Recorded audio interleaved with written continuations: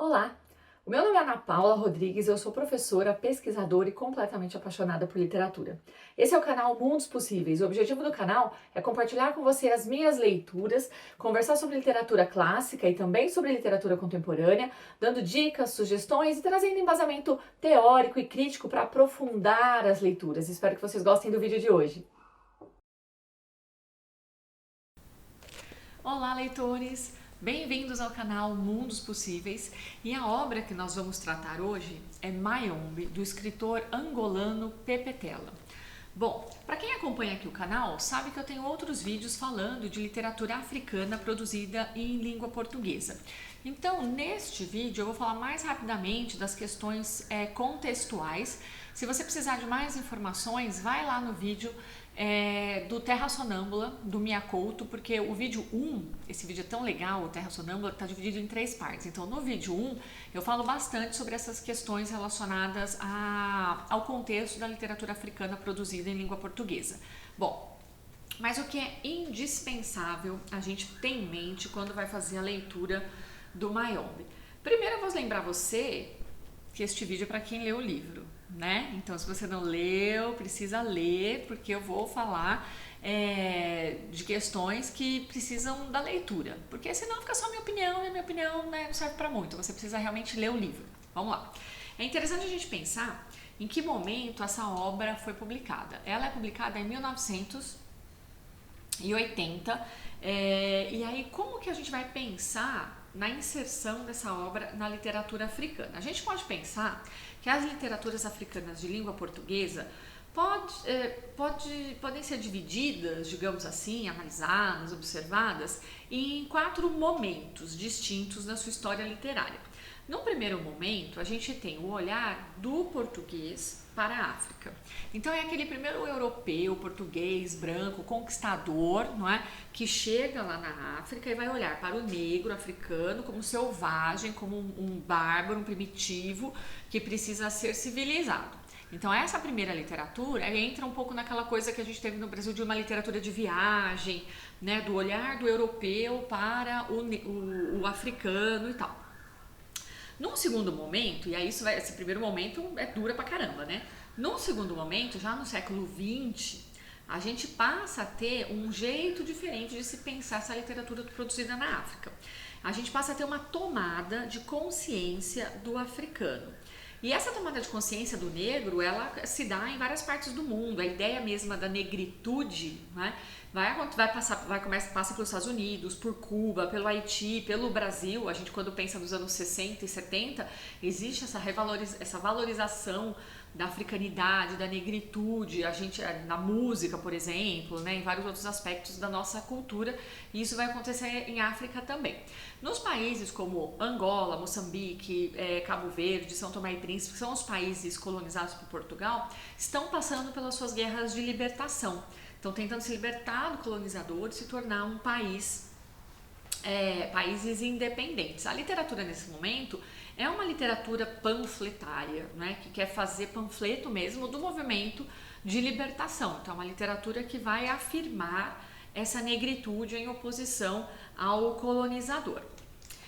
Num terceiro momento, a gente tem as guerras da libertação nacional, que é interessante porque assim, os angolanos, eles chamam esse período de guerras de libertação nacional. Como é que os portugueses chamam esse período nos seus livros de história? Guerras coloniais, né? Porque eles eram os colonizadores, né? Eles eram os colonos da terra, então eles vão chamar de guerras coloniais. Vejam como a língua ela vai se moldando à necessidade da sociedade. Então, em Angola, não dá para chamar de guerra colonial, era guerra pela libertação, era isso que eles queriam, se tornar país. A Angola queria ser um país independente, como Moçambique, alguns anos depois também empreende a sua guerra pela libertação nacional. Nesse período, e logo em seguida, o que a gente tem? Uma literatura que traz um panfleto nacionalista. Então, o soldado africano, ele é o herói dessas narrativas, né? São muitas narrativas de guerra e, em geral, o herói é esse soldado que vence a guerra, né? Passado esse momento, a gente tem o que ficou conhecido como uma literatura pós-colonial, um termo horroroso, né? Mas não sei que termo dá hoje, então percebam que a língua não resolve as coisas, né? A língua, ela mostra os problemas ainda não solucionados pela sociedade. Então, a gente ainda não resolveu essa questão, a gente não tem um nome específico em Angola para se trabalhar essa questão, então a gente vai chamar aí de período pós-colonial, porque é pós-colônia, não é mais colônia de Portugal. Como é que é agora? O que é essa nova Angola? Não é? E aí, nessa literatura, a gente começa a ter um certo distanciamento das temáticas da guerra, não é um abandono, só que a guerra deixa de ser o assunto principal de muitas dessas narrativas, que vão incorporando temáticas universais, como por exemplo o amor, né? Vida e morte, a própria escrita, né? Então muita metalinguagem, a escrita, o livro que discute a própria narrativa, questões metafísicas, questões filosóficas, questões religiosas, né? Todas essas questões começam a ser incorporadas às obras produzidas não só em Angola, mas nos países africanos de modo geral de expressão portuguesa. E aí, vou só contextualizar muito rapidamente essa coisa de história e ficção que está aí bem junta, misturada, o que é muito legal. Então, Moçambique vai ficar independente em 1975 e a gente tem dois grandes nomes, o José Craveirinha e o Mia Couto, como dois grandes nomes importantes na Guerra de Libertação e que depois se tornam, né, grandes escritores, grandes autores. Em Cabo Verde, a independência se dá em 1975, temos também já grandes escritores como Gabriel Mariano, tem bastante coisa dele na internet, dá para procurar. Angola também vai conseguir a sua independência em 1975, e aí a gente tem um vasto, né, campo de autores. Começamos com Agostinho Neto, que foi um poeta da independência e que depois vai se tornar presidente de Angola.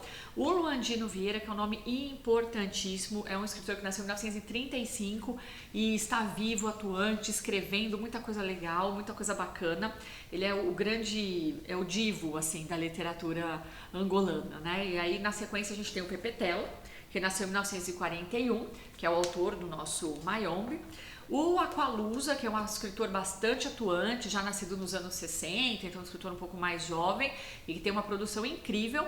E um escritor já bem mais jovem, que é o Onde Já, que ele nasceu em 1977, tem produzido muita coisa para crianças e adolescentes, assim, uma literatura juvenil muito interessante. Então percebam que Angola é um país que está criando a sua tradição literária. Está criando a sua tradição literária em língua portuguesa, que não é a língua da terra, não é? É a língua do colonizador, é a língua que foi levada, imposta na colonização portuguesa. De todos os países africanos de colonização portuguesa, Angola é o que hoje tem uma porcentagem maior de falantes de português como primeira língua. E aí é uma questão muito maluca, não é? Muito doida, porque quando Portugal coloniza esses países da África, é uma colonização de exploração mesmo, então eles não fazem questão de ensinar a língua portuguesa, de transformar isso num bem cultural, eles não estão nem aí, né? Se o negro lá africano consegue trabalhar sem precisar se comunicar, então que se dane, não precisa aprender a língua. E aí isso é uma complicação, porque quando, por exemplo, Portugal, quando vem as guerras pela libertação e Portugal vai embora, o que fica dessa língua? Majoritariamente quem falava a língua eram os colonos portugueses que moravam na terra. E aí quem morava mais próximo, os centros urbanos ainda tinham ali, porque o português era a língua oficial. Mas e aí como é que fica? Não é? Não era a língua do coração, não era a língua materna, a língua que as pessoas aprendem em casa. Então precisou haver depois, né, uma educação no sentido de fazer dessa língua uma língua que fosse apropriada pelas pessoas. Então, dados, né, mais ou menos recentes, uma pesquisa Google, nos mostram que hoje 71% mais ou menos da população das pessoas em Angola falam a língua portuguesa como primeira língua, 85% mais ou menos nas áreas urbanas, e nas áreas rurais essa porcentagem diminui. Então, nas áreas rurais, 49% das pessoas falam português como língua materna. Porque acabou sendo a língua da comunicação, porque você está falando de um país que tinha várias línguas nativas e que agora é um país só, e todo mundo vai ter que ser um país só, numa cultura que não é única, que é misturada, e essa língua vai ficar servindo aí de uma certa maneira como a língua da comunicação. Então a língua portuguesa é um campo de batalha, né? Então vamos pensar no Mayombe como um livro de guerra, é um livro sobre a guerra, escrito em língua portuguesa, que é um campo de batalha, que é uma língua de guerra também. É uma língua que está sendo descolonizada, africanizada, é nela que vai se reescrever a história de Angola, desse país africano, e aí, como diz o Luandino Vieira, a língua portuguesa ficou como um troféu de guerra, né?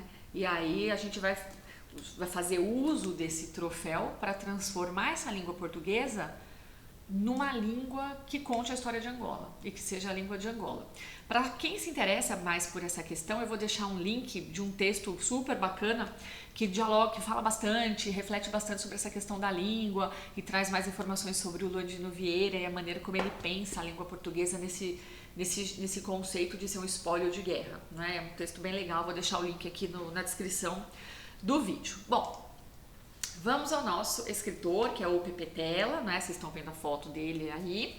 Ele nasceu em 1941, estudou, fez a universidade em Lisboa, volta depois para Angola, e vai estar completamente envolvido com o MPLA, que é o Movimento Popular pela Libertação de Angola, vai participar ativamente da guerra, diretamente da luta armada, assim, na guerrilha mesmo. Ele vai para a floresta, né? Então ele conhece Mayombe, é o nome dessa floresta, de uma floresta, é quase como uma personagem principal do livro, né? Da mesma forma que o Curtiço é a personagem principal do Curtiço, do Luiz Azevedo, Mayombe é a personagem principal, a floresta é a grande personagem principal na nossa obra. E aí o apelido Pepe Tela ele recebe no tempo da guerrilha e depois ele leva esse nome, esse apelido, para virar o seu nome artístico, o seu pseudônimo literário. Ele desempenhou vários cargos importantes depois da libertação de Angola, como, por exemplo, diretor do Departamento de Educação e Cultura, do Departamento de Orientação Política. Ele foi vice-ministro da Educação, não é? Depois abandonou assim os cargos políticos e passou a ser professor universitário, lecionando Sociologia na Universidade de Luanda, e se dedicou muito à sua carreira como escritor. E aí, vamos falar do nosso livro, finalmente, que é o Mayombe. Como é que começa o Mayombe? O Pepe Tela estava lá na guerra e aí ele recebe, né, a incumbência de escrever um relatório sobre o que estava acontecendo lá no Mayombe, na floresta, como é que estava a base da guerrilha e tal. E aí ele escreve o comunicado, lê o comunicado, e acha que aquilo é muito frio, que aquele texto é um texto de jornalista, que aquele texto não fala do que é o Mayombe, do que é a guerra, do que é estar lá na guerrilha com a arma na mão, do que é estar lutando pela liberdade de Angola. E aí ele manda o comunicado, porque ele tinha que fazer isso, mas ele guarda aquela emoção, aquele sentimento de que aquele texto era muito pouco. Ele guarda aquilo e é aquilo que vai virar o livro depois, né? Ele vai se dedicar à escrita desse livro. Ele vai escrever o livro entre 1970 e 1971, mas ele só vai publicar o livro em 1980, depois, não é, de alguns anos da libertação, do fim da guerra e da libertação de Angola. Bom, o romance a gente pode chamar de uma epopeia, é a história de um grande herói que busca a libertação de Angola, que busca a independência, que busca a fundação desta pátria angolana. Ele começa, como eu falei, como um comunicado de guerra, vira uma espécie de reportagem, documentário, mas a esses dados da vida real, a esse documentário, no sentido de documentos, o Pepe Tela vai incluir a ficção. E aí nasce o romance, não é? Então, muitos dados aqui são reais, muitas personagens que estão aqui foram colegas, não é, de guerrilha do Pepe Tela, cujos nomes ele alterou, mas cujas histórias são verdadeiras. Mas a essas pessoas ele vai incluir um monte de outros personagens e vai transformar então essa história num romance que tem 1000 aspectos que devem ser observados com atenção e carinho. e que poderiam ser analisados, mas aí daria um vídeo de 12 horas, ninguém assistir. Então eu vou só mencionar alguns aspectos para que vocês tenham em mente, né, para você que já leu o livro, lembrar, né, realmente isso faz sentido, isso eu observei em tal lugar, ou se você não observou, volta lá, né, na leitura para estar atento. Então a gente tem, por exemplo, muitas críticas, né, é um livro de muitas críticas. Então a gente tem críticas ao racismo, a maneira como os negros são tratados, não é? Pelos brancos portugueses lá em Angola. A gente tem uma crítica à corrupção dentro do próprio movimento pela libertação de Angola. Então, dentro da própria guerrilha existe a corrupção, e aí ele vai denunciar, vai criticar essa corrupção. Existe uma crítica fortíssima à ideia de tribalismo, porque vamos lembrar que a África, antes da colonização, né, tinha ali uma territorialização completamente diferente, uma organização política e social diferente, e isso aparece com muita força, porque o que a gente tem dentro do território angolano, e isso aconteceu, né, na África de modo geral, na colonização, de maneira premeditada, estratégica, né, para facilitar a colonização, você tem vários povos diferentes, tribos diferentes, com línguas diferentes, culturas diferentes, agrupados dentro de um território. E aí, em muitos casos, essas tribos tinham rivalidades de milênios. E aí, como é que faz agora? Todo mundo junto, tendo que lutar junto por um país único que nem existe ainda. Então, essa questão do tribalismo está muito presente. Como é que você monta um exército com pessoas que são de tribos distintas? Que o seu avô, o seu bisavô matou, que era de outra tribo, matou o meu, que é dessa tribo, e agora a gente tem que lutar lado a lado. Então, essa questão é muito forte. Muito interessante que a gente está falando de uma obra escrita nos anos 70 e que vai criticar muito fortemente o machismo. Então, assim, a grande personagem feminina da obra tem um papel importantíssimo, fundamental. Então, existe essa crítica ao machismo, né, a maneira como as mulheres eram tratadas. Então, é interessante a gente ter tudo isso, né, num amplo espectro na nossa mente. É a história de pessoas, né, é a história do Pepetela, é a história dos companheiros de guerrilha, mas é a história dos homens, é a história do ser humano, em busca de si mesmo, em busca da sua nação, em busca do seu espaço, da sua terra, em busca da construção de um mundo novo e de um mundo melhor. Então, é uma história da Guerra de Angola, mas é uma história que também universaliza, não é?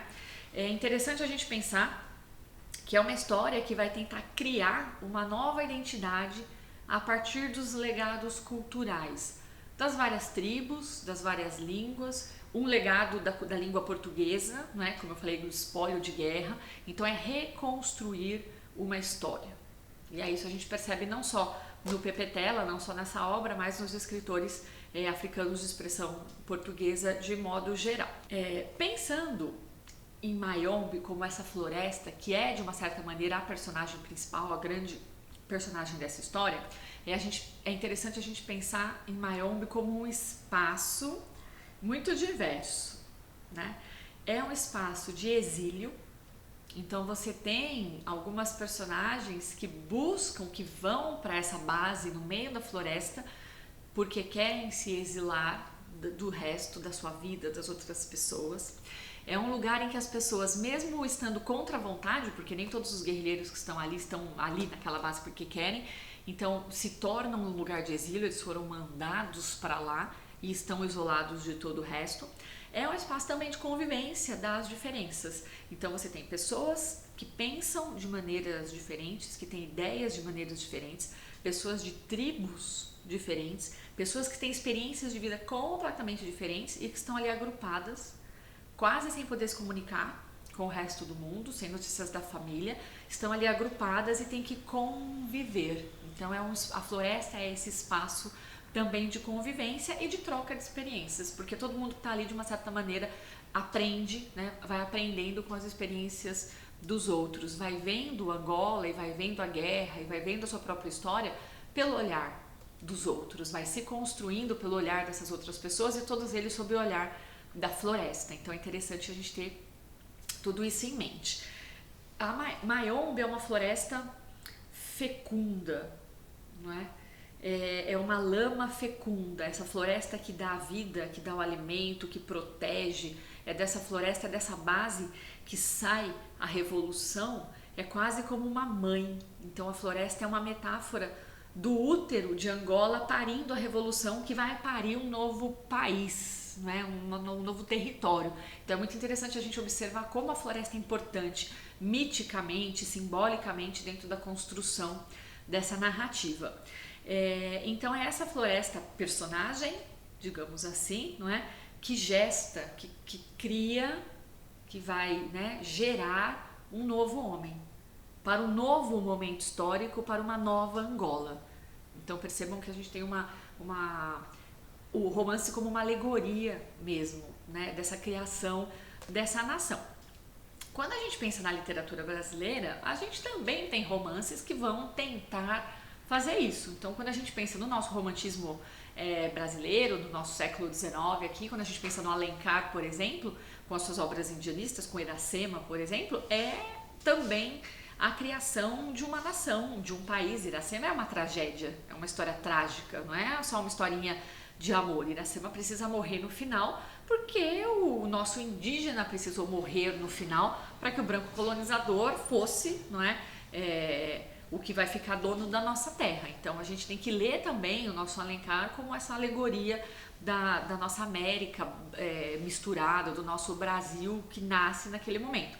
E aí, do mesmo jeito que a gente aqui no Brasil precisou recontar a nossa história, em Angola precisou-se recontar a história, precisou-se criar a história, precisou-se entender, né, através da literatura, por meio da literatura, precisou-se entender todo esse conflito. Então é muito interessante a gente ter tudo isso em mente quando vai fazer a leitura do Mayombe. Não é só um livro de guerra, é um livro sobre a história de Angola, essa nova Angola, é a construção desse país. Eu selecionei alguns trechinhos para a gente poder pensar todas essas questões, né, que eu apresentei aqui no início, na obra mesmo. Então, vamos lá. O livro começa aqui com uma epígrafe, né, uma citação inicial que eu vou ler para vocês. Aos guerrilheiros do Mayombe, que ousaram desafiar os deuses, abrindo um caminho na floresta obscura, vou contar a história de Ogum, o Prometeu africano. Só esta epígrafe aqui daria um vídeo de 5 horas. O que eu vou destacar aqui? A citação, né, a menção a Ogum, que é uma entidade da mitologia iorubá, que não é da região de Angola. Vejam que loucura. Como é que isso veio parar nesta obra de Angola? Através do Brasil, não é? Porque muitos dos negros que foram trazidos para o Brasil vieram das regiões onde a mitologia, onde você tinha a cultura iorubá, e aqui no Brasil essa cultura iorubá vai ser absorvida, transformada, retransformada, recriada, e aí aparece, por exemplo, nas obras do Jorge Amado. Então é via Jorge Amado, que foi um dos autores muito lidos em Angola, porque tem essa questão, né, da língua. Então se a gente quer se opor ao colonizador, se a gente não quer mais ser colônia de Portugal, se a gente não quer mais que as nossas cidades tenham nomes portugueses, então a gente não vai ler os grandes autores portugueses, a gente vai ler aqueles grandes autores de língua portuguesa que já se desvencilharam da matriz portuguesa. Quem são eles? Os nossos brasileiros. Então, é muito Machado de Assis, é muito Luiz Azevedo, é muito Guimarães Rosa e vai ser muito Jorge Amado, não é? Principalmente em Angola, por conta das questões políticas, o Jorge Amado aqui no Brasil super engajado com a questão política, o Jorge Amado vai ser muito lido. E aí é via Jorge Amado que a figura de Ogum, não é, aparece na obra do Pepe Telo, que só isso já é uma coisa genial, sensacional, fantástica, não é? E aí, quem é Ogum e por que o Pepe Telo vai chamá-lo aqui de Prometeu africano? Então, Ogum é o orixá da guerra.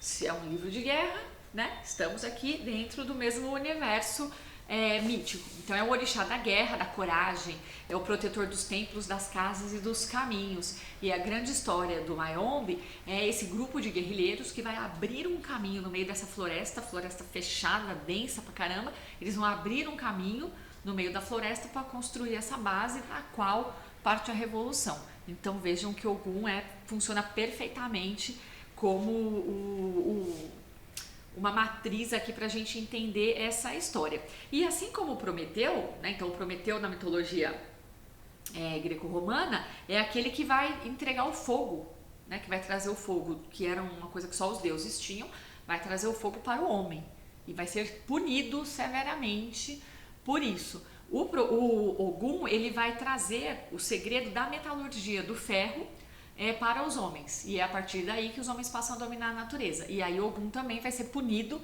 pelos demais deuses por ter, não é, de certa maneira, traído os deuses em prol do ser humano, não é? Então a gente já tem aí uma relação interessantíssima entre Ogum, o Prometeu, e as personagens do romance, e Mayombe, a floresta, como uma grande personagem. Bom, é interessante a gente pensar como que a obra é construída, não é? A nossa obra é construída em 5 capítulos. Dentro desses capítulos, nós temos diferentes vozes narrativas, e isso é uma sacada genial. É isso que é uma das coisas que vai fazer com que o livro não seja um documentário de guerra, mas é um romance de ficção, é literatura. Então, como é que ele organiza essas vozes? Tem um narrador em terceira pessoa, onisciente, onipresente, que vai contar como é que Mayombe, como é que a base da floresta foi construída, vai explicar como é que é a floresta, vai explicar dos personagens e vai narrando a história. Você tem essa narração em terceira pessoa, que é entrecortada por outros narradores, que em primeira pessoa se apresentam, né? Então, a gente tem dentro de cada capítulo microcapítulos que começam sempre assim: eu, o narrador, sou tararã, tem o nome de alguma personagem. Então as personagens têm voz própria, elas podem se apresentar. Então a gente lê, por exemplo, em alguns momentos, essa voz do narrador que conta a história de um jeito. Só que quando aquela personagem tem voz, ela conta do jeito dela. Então a gente consegue contrapor opiniões e contrapor vozes. Essa questão da verdade, ela é discutida em diversos momentos. Como que é a verdade para um e como é que é a verdade para outro. Como é que tem um lado da história e outro lado da história. Então é uma sacada genial a maneira como essas vozes todas são construídas no romance. E aí eu escolhi ler alguns trechinhos, não é? O primeiro trechinho está aqui. Eu, o narrador, sou Teoria. Teoria é o nome de guerra desta personagem. Nasci na Gabela, na terra do café. Da terra recebi a cor escura de café, vinda da mãe, misturada ao branco defunto do meu pai, comerciante português. Trago em mim o inconciliável e é este o meu motor. Num universo de sim ou não, branco ou negro, eu represento o talvez. Talvez é não para quem quer ouvir sim, e significa sim para quem espera ouvir não. A culpa será minha se os homens exigem a pureza e recusam as combinações? Sou eu que devo tornar-me em sim ou em não? Ou são os homens que devem aceitar o talvez? Face a este problema capital, as pessoas dividem-se aos meus olhos em 2 grupos: os maniqueístas e os outros. É bom esclarecer que raros são os outros. O mundo é geralmente maniqueísta. Vejam que reflexão interessantíssima, não é? Que não pode passar batido na leitura do romance. Então não posso ler o romance só como um romance de guerra, a história a história do capitão, a história do comandante. Não, eu preciso me ater a esses discursos tão interessantes, filosóficos, que incorporam, que trazem à obra questões que são universais. Então percebam como esse discurso do Teoria reflexivo, altamente reflexivo, sobre o que é Angola e sobre o que somos todos nós, não é? Essa mistura de coisas, não é nem sim nem não, não é? Dividir em sim e não é o que a maioria do mundo faz, mas nós que refletimos, que pensamos, que lemos literatura, precisamos levar em consideração o talvez, precisamos ser os outros, não é?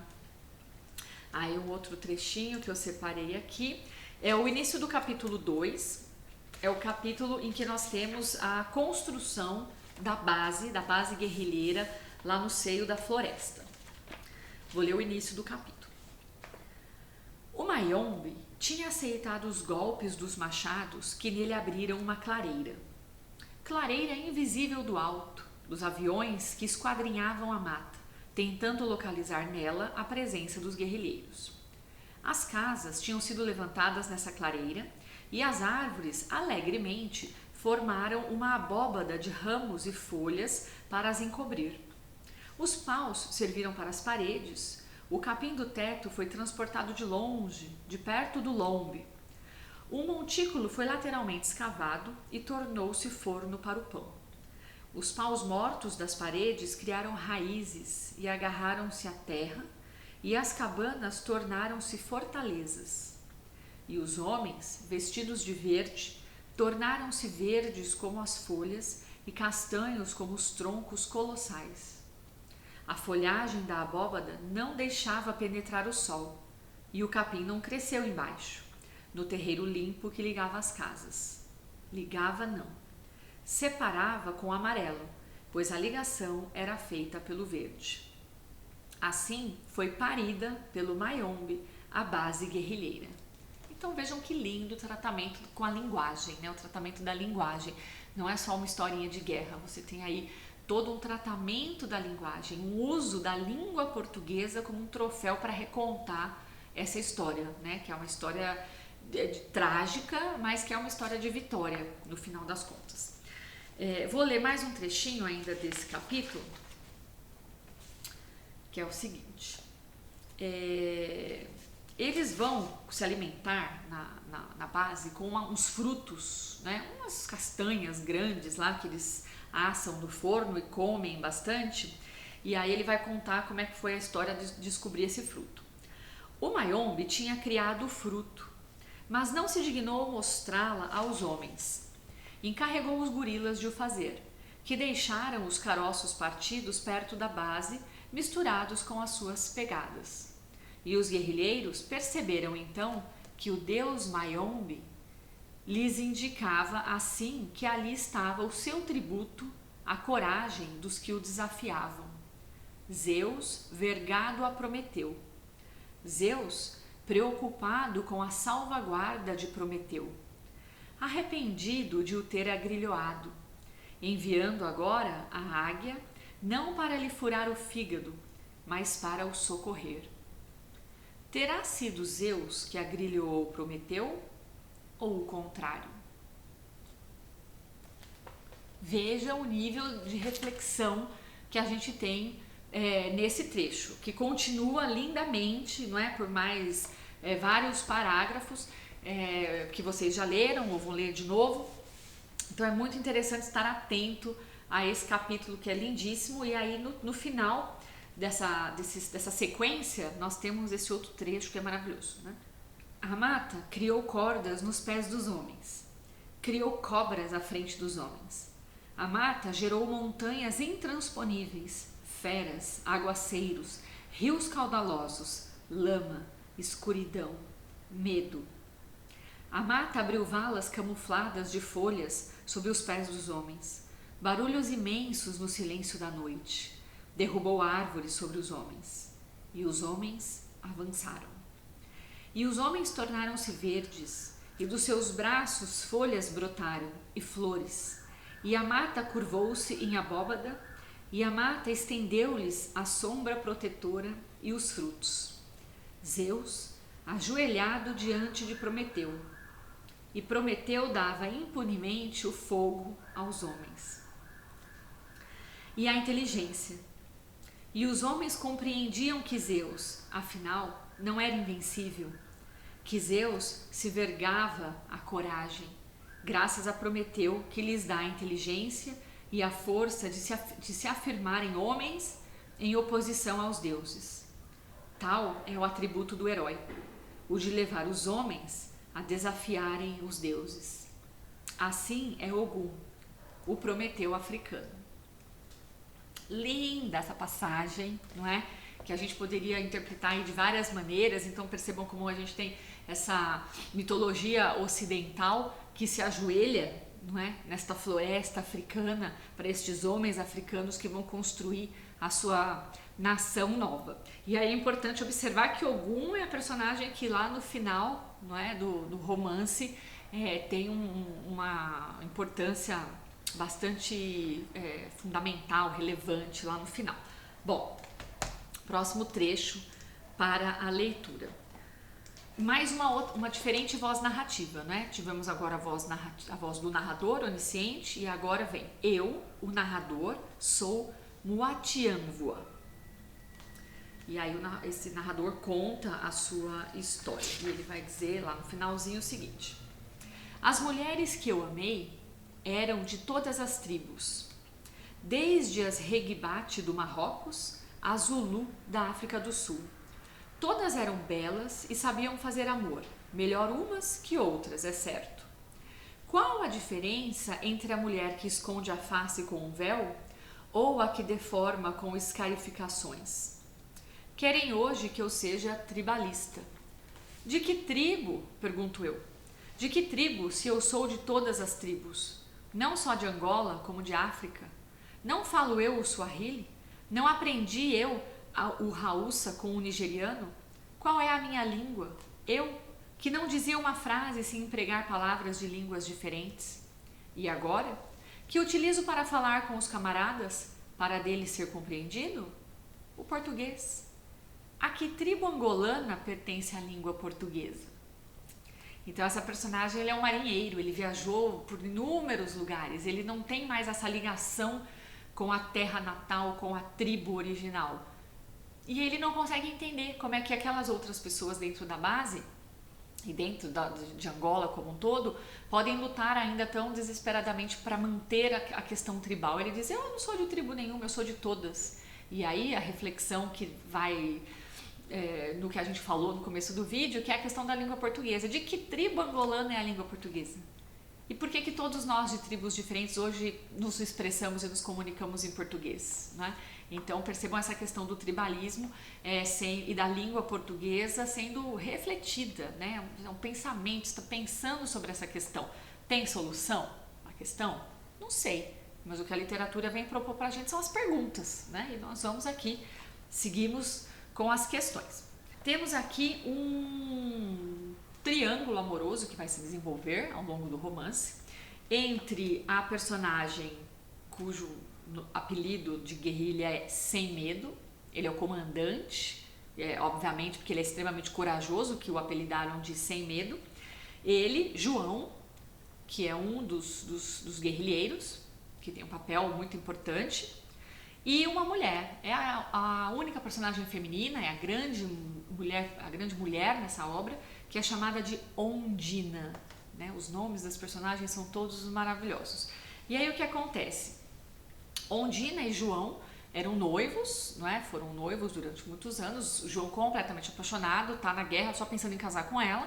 A Ondina também faz parte do movimento, ela é professora, ela trabalha numa cidadezinha que é a cidade mais próxima da base, no meio da floresta, então ela está alocada nessa cidade, dá aula para as crianças pequenas dessa região e ensina, né, para essas crianças a liberdade, ensina a ler, ensina a escrever, ensina a pensar. Então ela é a própria representação da liberdade e é noiva do João. E aí num determinado momento ela decide então que ela quer se separar do João, manda uma carta para ele terminando tudo, dizendo que não quer mais ele, blá blá blá.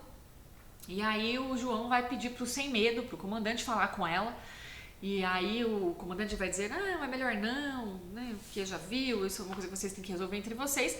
Mas o Sem Medo é quase como um pai pro João. O João o vê como essa figura paterna e ele acaba então indo conversar com a Ondina e eles acabam tendo um relacionamento ali amoroso. E aí a gente está num momento posterior a essa questão em que o Sem Medo está junto com a sua pequena tropa atravessando a floresta e a gente tem o narrador nos mostrando o que ele pensa, o que vai na cabeça dele. Sem Medo pôs-se à frente da coluna, imprimindo-lhe um ritmo diabólico. A noite de amor marcara-lhe profundamente as feições. Ondina, Ondina, que mulher, sorriu a lembrança. Ela ama o João, é evidente, mas não o quer para não mais o fazer sofrer. Não deixa de haver uma certa dignidade nos seus atos. Melhor, há mesmo muita dignidade. No entanto, é o João o seu homem. É isso que é estúpido. Agir no presente pressupondo um futuro incerto. Nunca se deve agir em função do futuro, mas quem não o faz? Ondina é profundamente humana, decidiu sem medo. Várias coisas também pra gente pensar aqui. Primeiro que é o narrador que tá falando, mas a gente tem o discurso indireto livre, porque os pensamentos do sem medo impregnam, né, aí a fala do narrador e a gente consegue saber o que ele pensa, saber exatamente o que ele sente. Ele sabe que ele não é o homem da Ondina, que ela não tá apaixonada por ele de verdade, que ela ama mesmo o João. Mas ela tem tanto medo de fazê-lo sofrer no futuro, tem tanto medo de que o futuro deles vai ser ruim e de que vai prejudicá-lo, que ela prefere abandoná-lo.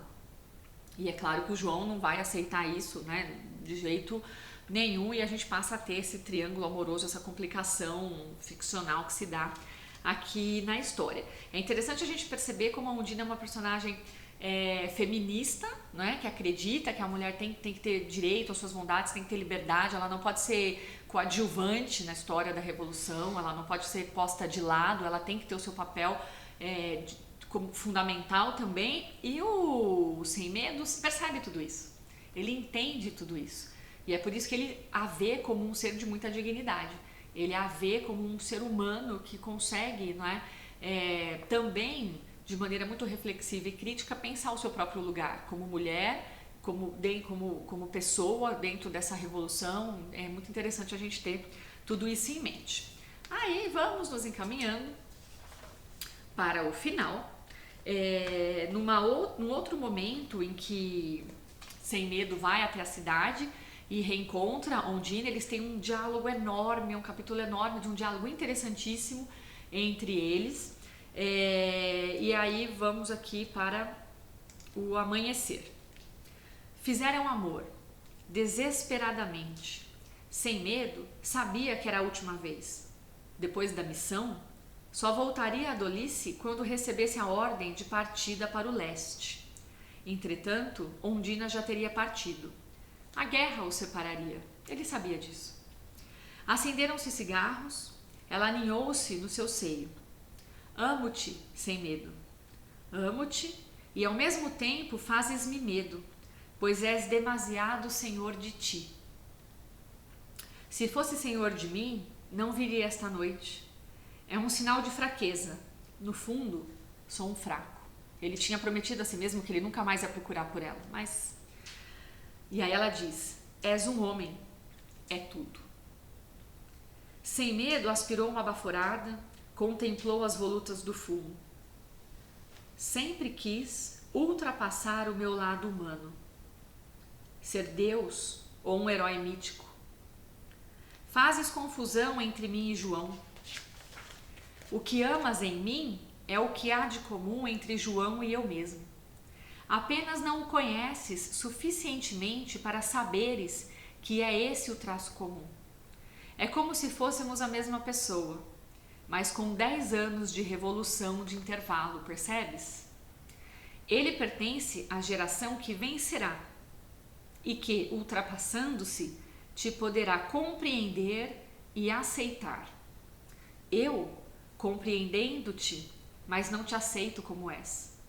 Tentaria modificar-te à minha imagem, destruir-te-ia, dominar-te-ia, não posso fazer.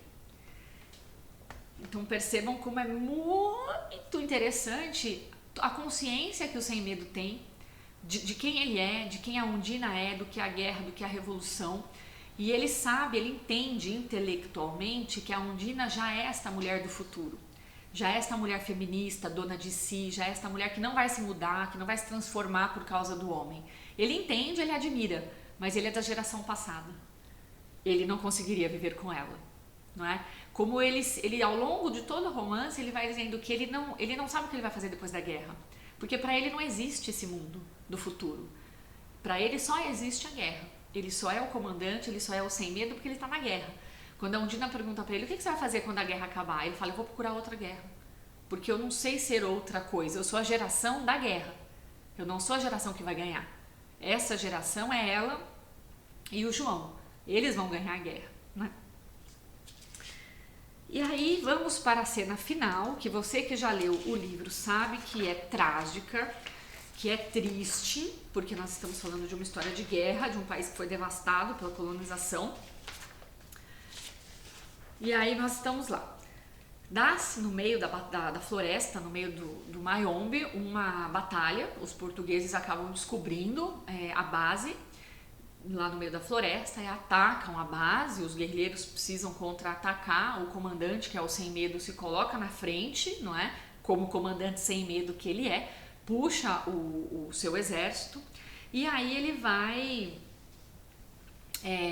numa cena muito trágica em que o João está praticamente cercado, não tem ali como escapar, ele acaba se mostrando para tirar os tiros que iriam para o João e aí ele acaba sendo baleado no meio da batalha.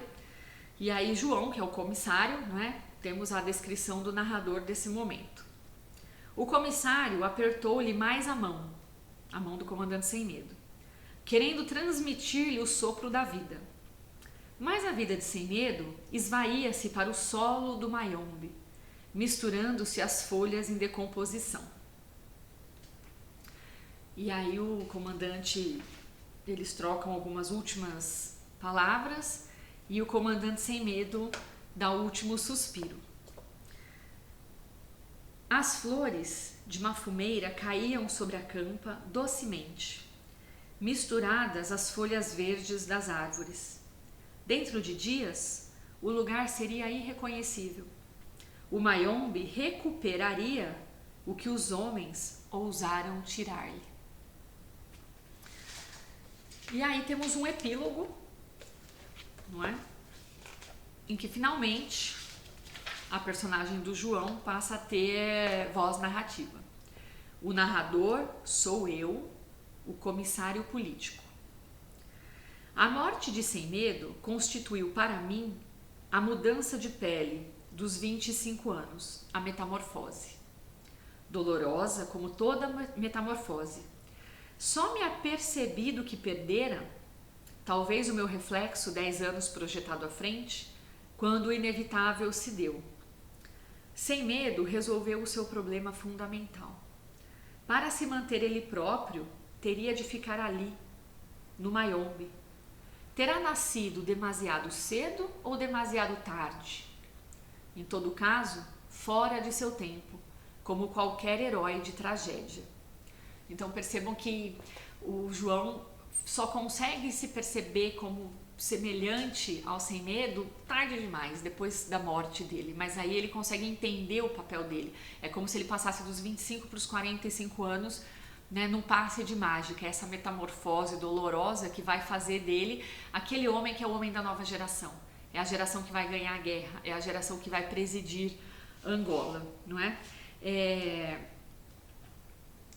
E aí ele vai dizer, vai colocar o Sem Medo, o comandante, como o nosso herói. Ele é o Ogum, não é? Ele é o Prometeu africano. Ele cumpre o seu destino de ser herói, de ser o herói da tragédia, não é? Que é um livro lindíssimo, vale muito a pena. Para quem não leu ainda, tem que ler inteiro. Para você que já tinha lido, vale a pena retomar essas reflexões, não é? Voltar em alguns fragmentos. E aí eu queria trazer, tem 1000 aspectos que a gente poderia discutir, mas preciso terminar o vídeo, então vou trazer um aspecto que é a questão dessa personagem do Sem Medo, que é o único que não tem voz narrativa. Vejam que loucura, ele não tem uma voz, eu, o narrador, sou Sem Medo, não tem. Mas ele também é o único que se intromete na fala do narrador. Pela via do discurso indireto livre, a gente consegue ter acesso ao que ele pensa na fala do narrador. Bom, a Ondina também não tem, né, essa voz narrativa, não tem eu, a narradora sou Ondina, mas ela trava diálogos enormes com o Sem Medo. E é nesses diálogos, é por meio do diálogo, né, da palavra, na performance realizada no diálogo, que a gente tem acesso ao que essa personagem é, ao que ela sente, ao que ela pensa. Muito mais do que as descrições das outras personagens, eles dois, tanto o Sem Medo quanto a Ondina, falam por si mesmos nos diálogos. Então isso é uma questão de estruturação, de construção narrativa muito interessante. E aí a gente pode colocar essas duas personagens como Sem Medo é o comandante, é o homem que tem as armas. A Ondina é a professora, ela tem a escola, ela tem os livros, ela tem o ensinamento. O sem medo, ele é o libertador. Ele é o que vai libertar a terra, né? Vai libertar Angola dos portugueses. A Ondina é a própria liberdade, né? Ela é aquilo que ela ensina, ela é a liberdade. O sem medo, o comandante, é o guerreiro, é um homem racional. Ele precisa ficar no Mayombe para que a luta prossiga, porque ele sabe que ele não é o homem que vai ganhar a guerra no sentido de permanecer depois da guerra. Ele precisa morrer na floresta, ficar na floresta, para que a nova geração seja vitoriosa e passe a comandar. E a Ondina, ela é essa personagem que instaura a mudança. O sem medo precisa ficar na floresta. Ela precisa mudar. Então, ela instaura a mudança em todas as personagens que têm contato com ela. Ela ensina a liberdade às crianças, ela é professora. Ela muda o comissário. O João era uma pessoa, e é nesse contato, é nesse amor que ele tem pela Ondina que ele se transforma, ele vai virar a nova geração que vai ganhar a guerra. O sem medo, o próprio comandante, ele conhece melhor a si mesmo a partir do contato, dos diálogos que ele tem com a Ondina. Ele vê o mundo melhor, ele se vê melhor. Tem uma outra personagem, que é a personagem do André, que é um integrante corrupto da guerrilha. Ele também se transforma pelo contato com ela, a vida dele vai mudar completamente. Então todas as personagens que vão passando por essa figura feminina vão se transformando em novas figuras, né? Por isso que ela, como figura feminina, como a transformação, está ao lado do João, tem que ficar com ele no final, porque ele é a geração que vai ganhar a guerra com ela, que é a liberdade. Então esse é um dos aspectos que eu acho mais bonitos nesse romance. Espero ter despertado em vocês a vontade de ler o livro, né? De ler de novo, reler. A gente, cada vez que lê o livro, vai descobrindo novas coisas, vai percebendo novas metáforas, vai construindo novas opiniões junto com o romance. Então espero que vocês tenham gostado. Procurem mais coisas sobre o Pepe Tela, é um escritor incrível, tem um monte de livros muito bacanas. Curtam o vídeo, compartilhem nas redes sociais. Se você ainda não se inscreveu no canal, se inscreve para receber as novidades. E comentem, né? Coloquem lá nos comentários as sugestões de leitura de vocês para os próximos episódios. Até mais!